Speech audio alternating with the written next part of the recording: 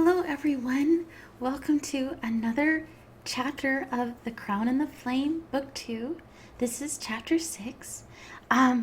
So, Chapter 5 ended really scarily with us learning that Whitlock was hurt and the foundry had been destroyed, which is kind of a big deal because it was like pacifist science haven land. And so we're going to find out what happened, hopefully. Chapter 6, Kenna learns that Hex has destroyed the Technocrats' hidden city, and a mysterious old man appears to free Dom and Say from captivity. And can I just say how much I truly hate Hex, in addition to, what's the word I'm looking for? Enslaving and captivating Dom and Say. I can't believe she destroyed the foundry. That was her home. It's just horrible. I mean, supposedly the whole reason she was doing all this was because the foundry was this better place than everywhere else, and everywhere else was, barbaric and needed to catch up to the foundry's standards, and here she's just destroyed it? Okay, Chapter 6, The Foundry Destroyed.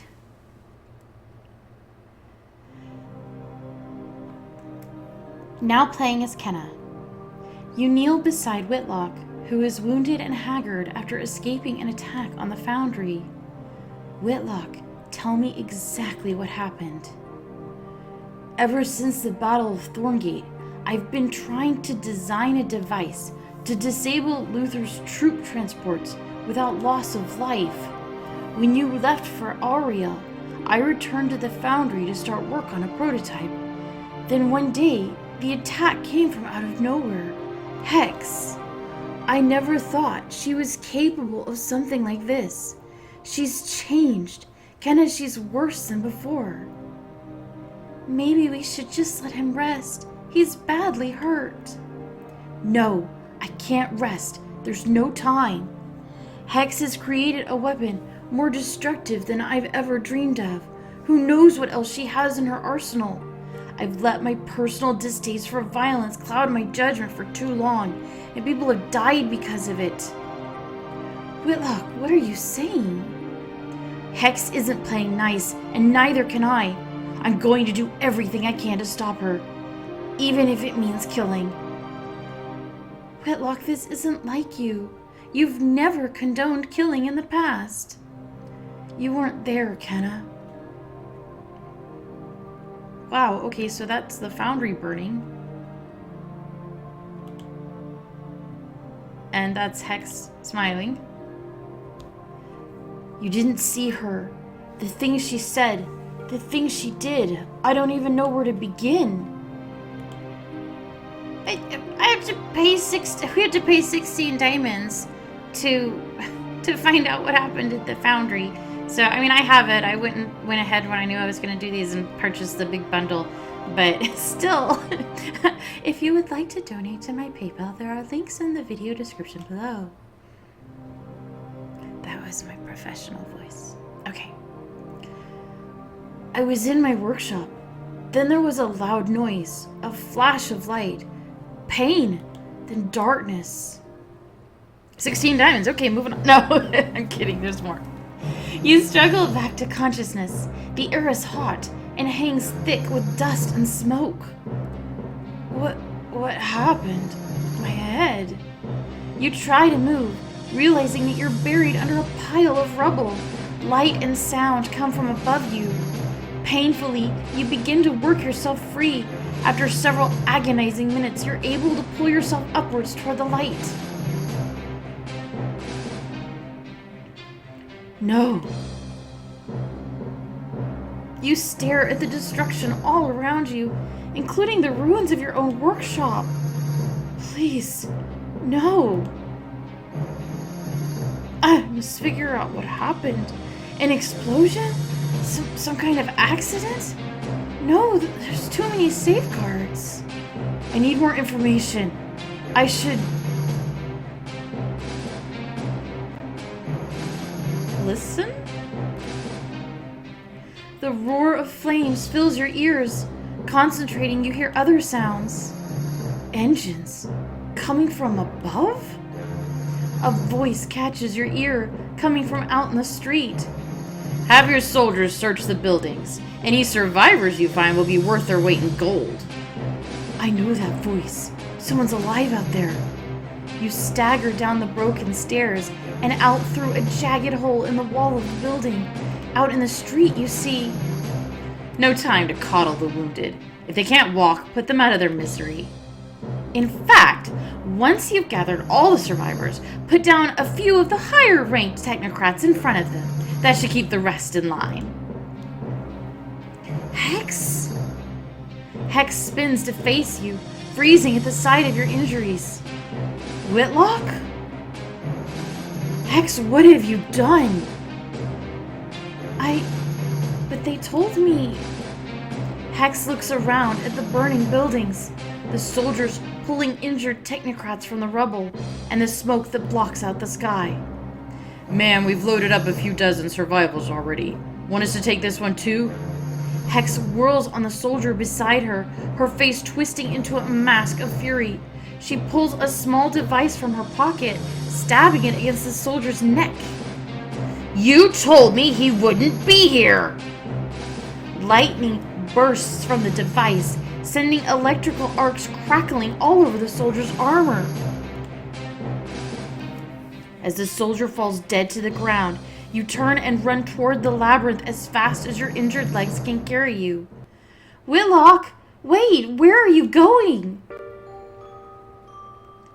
I'm losing blood. I can't keep running. You throw a hidden lever on the wall.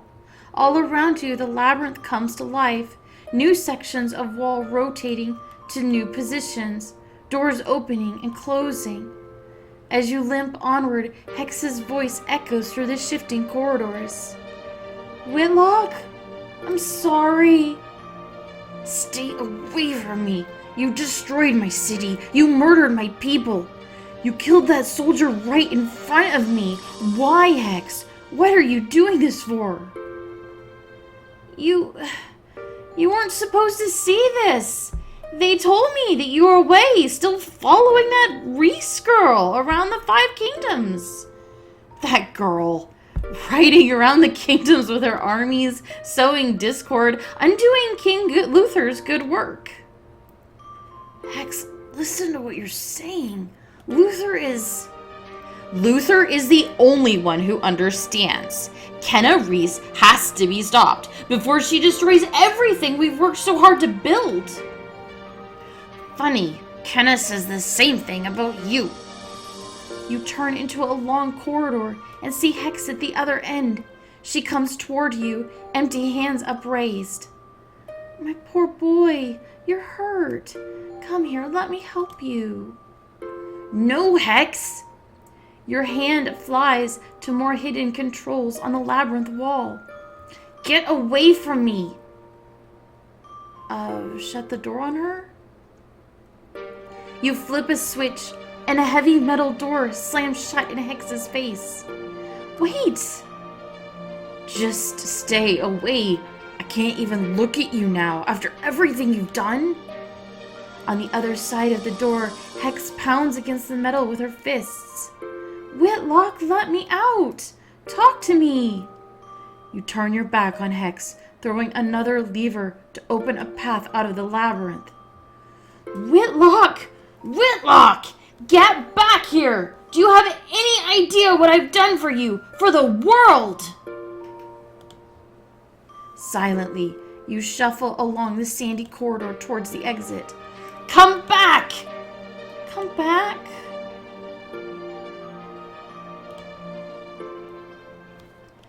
The Foundry had no weapons. We didn't stand a chance, and she knew it. Whitlock, I'm so sorry. I don't want us to be sorry. I want us to do something. If we're going to stop Hex, we need to get into her workshop. There's a rumor that she has a secret laboratory at the castle in Lycos. Luther's youngest daughter, Zenobia, has a passion for Hex's creations. Then we need to get inside the castle. Please, Kenna. We have to find out more about her invention so I can destroy it. We'll figure out a way. That won't be a small task. But you'll try to work your magic? I'll do what I can.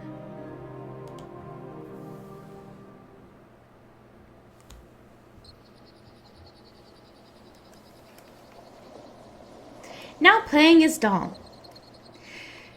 As Hex marches you and Say up the mountainside, you've found a glimpse of hope, a sighting of Say's grandfather in the rocks. We've been marching through these mountains for nearly 2 days. What's he waiting for? I don't know, Lowlander. Are you sure of what you saw? I'm sure, but if he doesn't do something soon, we'll end up wherever Hex is taking us. And by then, it'll be too late. We'll become mind-controlled puppets, just like your friend Anton. Hex calls out to her company of soldiers. Well, stop here. I've got to be in Lycos by dawn, so get your rest in now. If I'm late, you'll all suffer. The group stops. A pair of soldiers armed with crossbows stand guard, but they seem too tired to pay you full attention. Did she say Lycos by dawn? That's impossible. It's on the other side of the realm entirely. Besides, if she wants to take us there, why is she marching us up this mountain? Shh, look. Say nudges you, and you follow her gaze.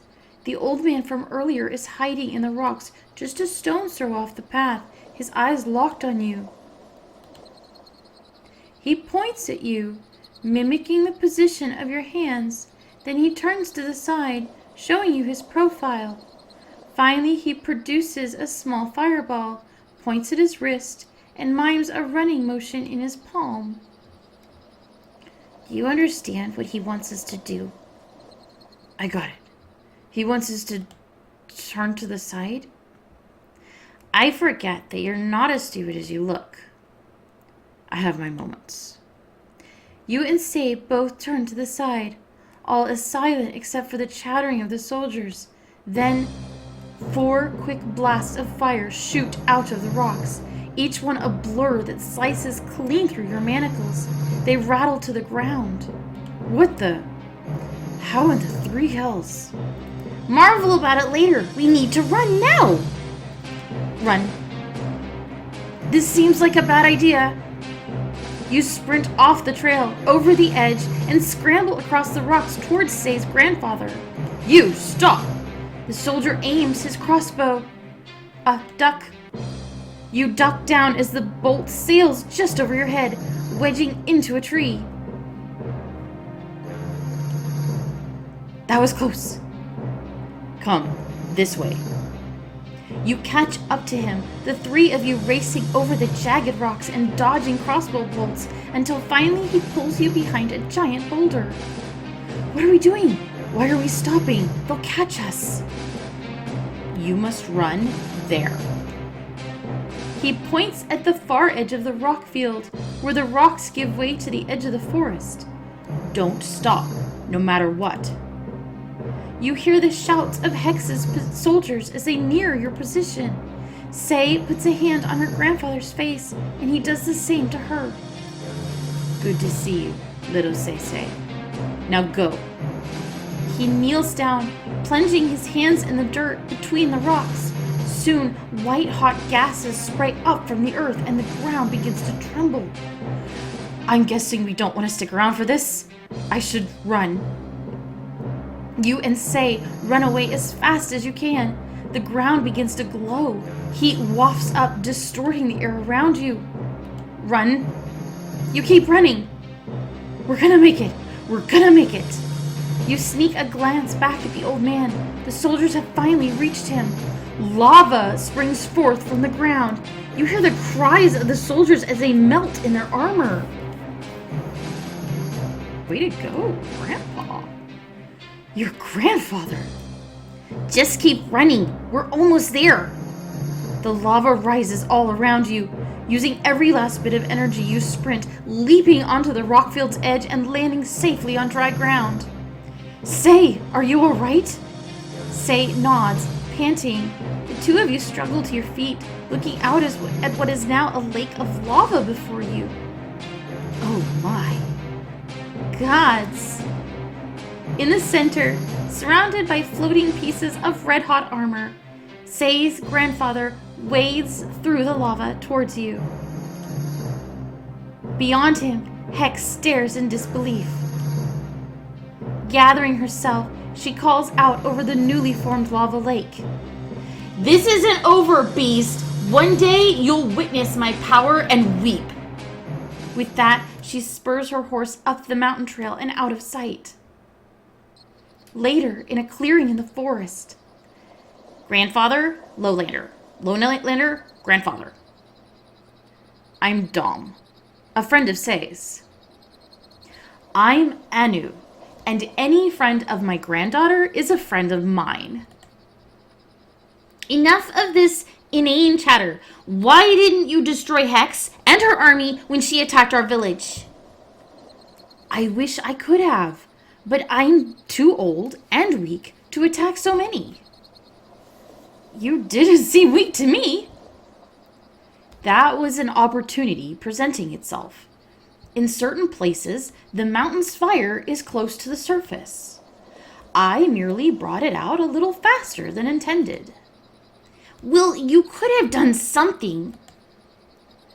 If I had tried, I'm afraid all three of us would have been imprisoned by that scientist bitch. You two really are related. You should have met her grandmother.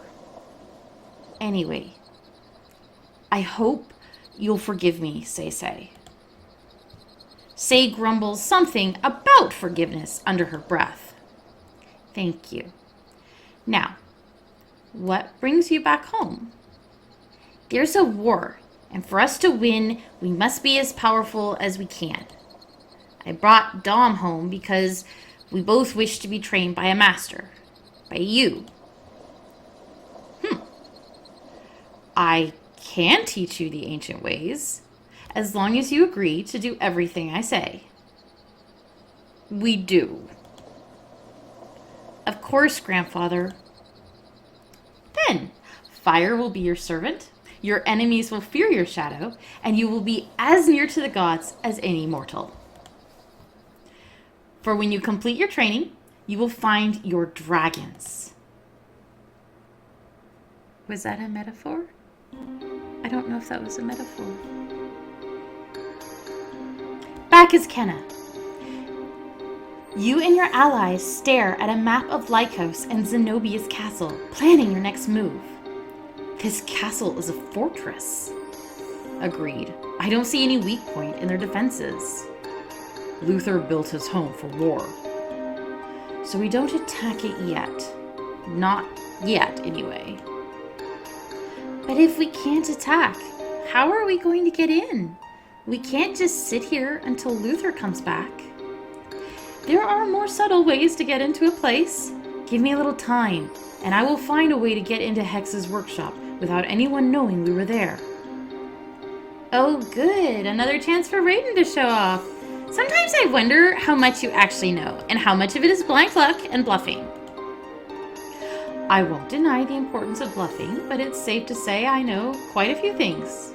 Valentina. Who told you that name? Was it Jackson? I'm going to kill him. Hang on, where is Jackson? I sent him and Severin. Oh, Severin's still alive, yay! I sent him and Severin on a special mission. Hopefully they'll come back with someone who can help us turn the tide against Luther. As I was saying, I believe the best approach is to find a way to get into the castle discreetly. Right, except getting into that castle's gonna be a little more complicated than just walking into town. I couldn't agree more. We need more information to form a proper plan.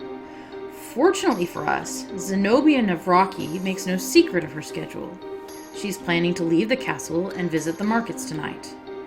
This could be our chance to learn more about her. Perhaps find an opening and gain the advantage. I'm game. Kenna? Go with Raiden and Val to spy on Zenobia. 17 diamonds. Spy Master's Apprentice. We're going on a spying mission. Raiden, Val, let's go. As you wish.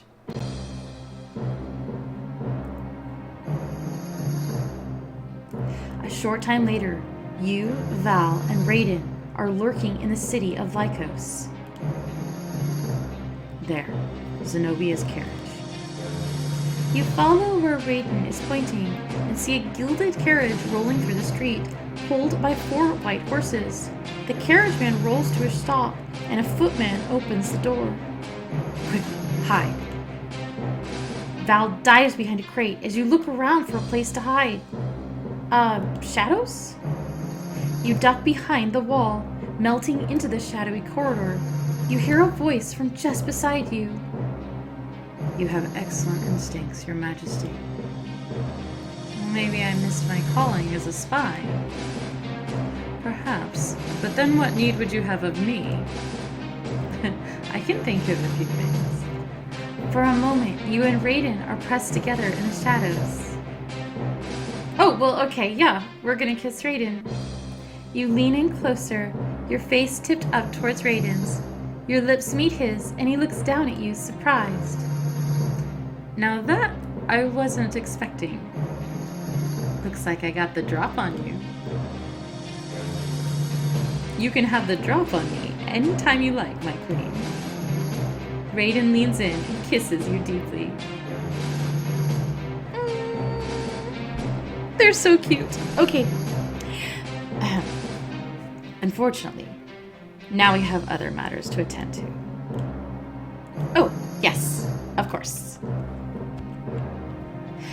I will pause here and say that in real life I would not kiss my spy while we were in a life or death situation, because I would keep things professional and save the kisses for when we got back to camp. Unfortunately, in a video game, they don't give me the chance to save the kisses for later, so I have to take them where I find them. Role-playing nitpicks. You look back at the gilded carriage, where Zenobia Navraki is descending upon the street. Has anyone good ever been named Zenobia? I think I can name off like at least 3 video games that have used Zenobia as a villain. And specifically, I'm thinking of Lunar here, but I remember others. Sorry, I'm going off on a tangent again. It's a lovely name, and I feel bad for it. What voice shall we use for her? She looks spoiled. Let's pick a spoiled voice. Finally! I thought we'd never get here. Helene! Oh God, she's still alive. I wanted her to be alive. Remember in book 1 we fought her and she went out a window and we never recovered the body. And as you know, and as I know, if you don't recover the body, they come back later. And I'm so happy because she was the only one who was like honorable and I wanted to recruit her and maybe we'll get another shot at that. I'm sorry, I didn't mean to get all... I didn't know she was gonna show up. I don't remember what she's responding to. Oh, Zenobia said that they took forever. And I didn't like my spoiled voice because it actually wasn't very spoiled at all. This carriage ride takes the exact same amount of minutes every time we make the journey. Val creeps from her hiding place in the alley, and the 3 of you convene in whispers. Helene is alive? I thought she didn't make it out of the Battle of Stormhold. Gabriel wounded her, but it looks like she managed to survive. If Helene's here, she must be Zenobia's bodyguard. She's one of Luther's best, even if she did fail him at Stormhold.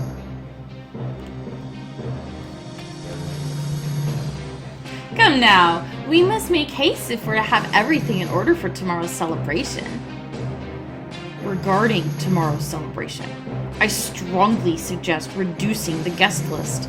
A smaller gathering would be far easier to patrol and... Oh, Helene, it's cute how you worry. How could anyone dare attack me when I've got such a big strong guard watching my every move? Your father. I know. Ever since Marco let Stormhold fall, Father's gotten so overprotective.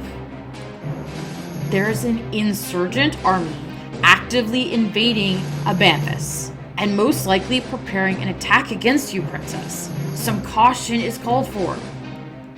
We will not be reducing the guest list. I do not have small gatherings, Helene. I have grand occasions. Helene and Zenobia walk into one of the shops. Wow, never thought I'd see that woman again. Can't say I missed her. Helene unfortunately chose the wrong side in this battle. I respect her, okay? She's not like the other Navraki soldiers, is she? No, she's not. I can't figure out why an honorable knight would ever choose to serve Luther.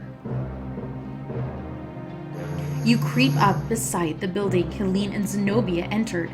Putting your ear next to a small window at the top of the wall, you can hear their voices. I really must find new shoes for the party. What do you think of these? Red is a fine color. This Zenobia girl doesn't seem all that intimidating. All she's done is talk about a party. Last week's party simply ruined my white satin slippers. But the blood from the fighting pit won't even show on this fabric. Okay, maybe she is a Navraki after all. A fighting pit at a party? Lycos is a cruel and violent place, my queen. I fear I never should have taken you here. Raiden, do you remember the part in like a couple chapters ago where you like that I'm violent? Raiden. Oh, I don't know.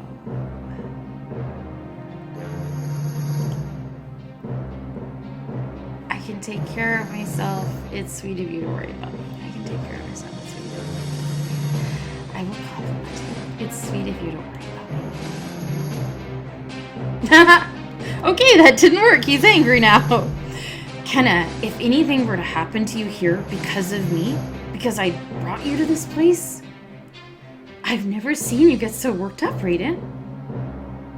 Yeah, you usually got a much better poker face. I guess that's only when Kenna's not involved. That is to say, I believe you're blushing, Spy Master. We should be quiet so as to better overhear the conversation within the shop. Yeah, sure. I love Val, okay? She reminds me of like Cordelia from Buffy, and I love Cordelia, so I love Val. From inside, you hear Zenobia and Helene talking again. Princess, you ordered me to remind you when the time draws near for your dinner with the nobility. Oh, yes! I want to dine with dear Lord Soren before I decide whether or not to take off his wife's head for treason. Shopkeep, I'll take these 3 pairs. Consider it your tribute to your gracious and magnanimous leader. I believe our target has grown tired of her shopping. The 3 of you move a safe distance away as Zenobia and Helene exit the shop.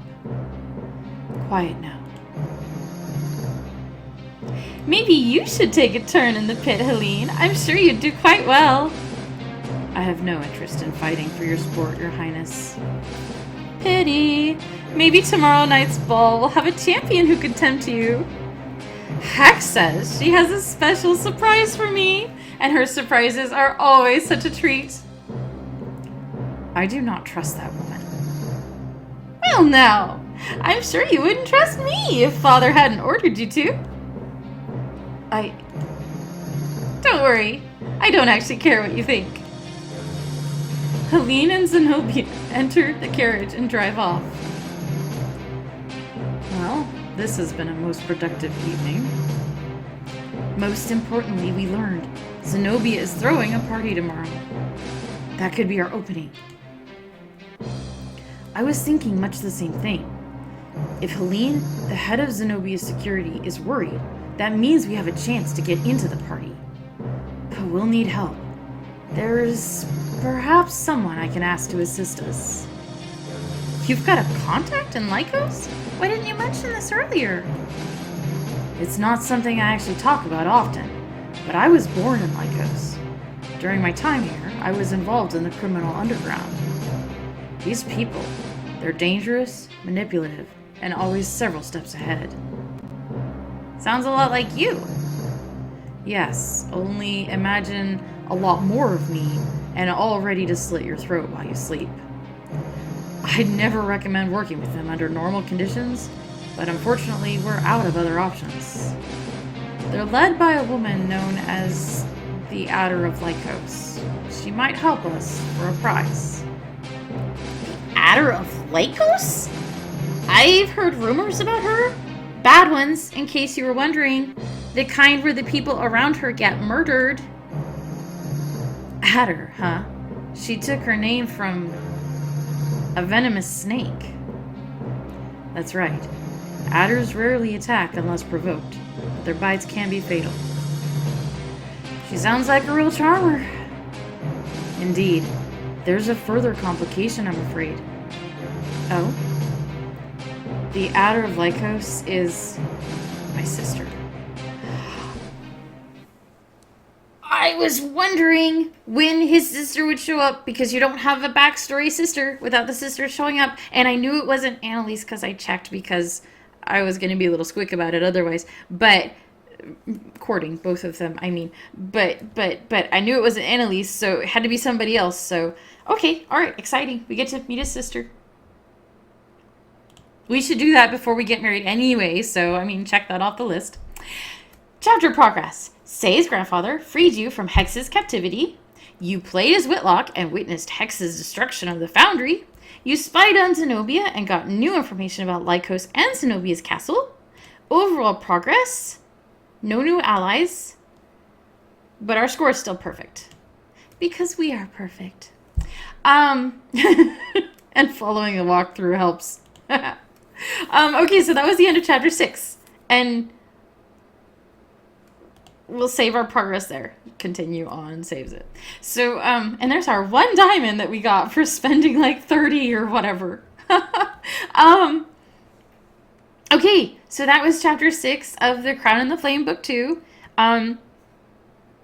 It's amazing how invigorated I get when we spend time on the... I was telling Griffin, okay, my friend, who also has Let's Plays, which I will link in the description of this video, and you should go see them because they're really good. But I think the problem is that book 1 introduced me to all these amazing characters that I fell in love with. And I was hoping book 2 would take me deeper with them and give me like more relationship stuff with them. But instead, it was kind of like book 2 was all, here's a new batch of Pokemon to recruit. And I'm like, well, that's nice, but I don't want the new Pokemon. I want to get to know my old characters. And I think part of that is sort of the curse of the choose your own adventure format, because some of the characters that I wanted to get to know, like Severin and Rose, we can never see again, because what if you let them die in book 1? You know, you would have to write 2 completely separate books worth of material to get to know people that may or may not be alive. So, I mean, that's always kind of the problem with a choose your own adventure format, is that you risk making it very shallow because you can't let the choices have a long-term impact, because then it becomes impossible to write the branching narrative. But, I mean, we had so many wonderful, vibrant people that we haven't really seen. I mean, we haven't seen Severin. We haven't seen Rose. We haven't seen, what was his name? The prince. The one that gave us the purple orb. Something with a T. Was it Tegan? I don't remember, but we haven't seen him. We haven't seen Jackson. I don't remember who else we haven't seen. And the people we have seen, like Rose and Noah and Kailani, the new people, right? Okay. I don't want to say they haven't been interesting, because that's not fair. They're interesting, but I don't feel like there's been quite the same depth of connection, because they're genuinely complete strangers in a way that some of the older characters weren't, because you had history with them, right? The character had history with them even if we didn't, and so you could kind of mentally fill in blanks there. And I do feel like book one focused more on relationship building because we got to, talk with Rose about, the first time she saw Dom and he was healing the hawk and rescuing it from the little boys and everything.